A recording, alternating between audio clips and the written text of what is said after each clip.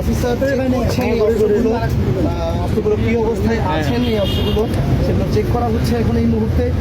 এবং যারা এলাকার গণ্যমান্য ব্যক্তিবর্গ যারা, তারা সবাই কিন্তু উপস্থিত আছেন এবং তারা অস্ত্রগুলো নিজ দায়িত্বে উদ্ধার করেছিলেন এবং উদ্ধার করে এগুলো তাদের যত্নে রেখেছিলেন এবং এখন কিন্তু তারা নিজ দায়িত্বে আবার সেগুলো দেশের সম্পদ দেশে ফিরিয়ে দিচ্ছেন আর্মিদের হাতে।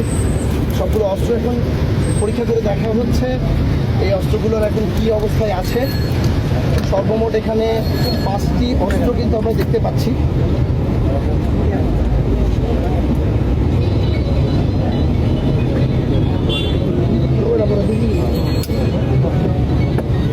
অস্ত্রগুলো সবগুলোকেই চেক করা হয়েছে এবং ফায়ার করা দেখা হয়েছে যে এর ভিতরে কোনো গুলি আছে কিনা।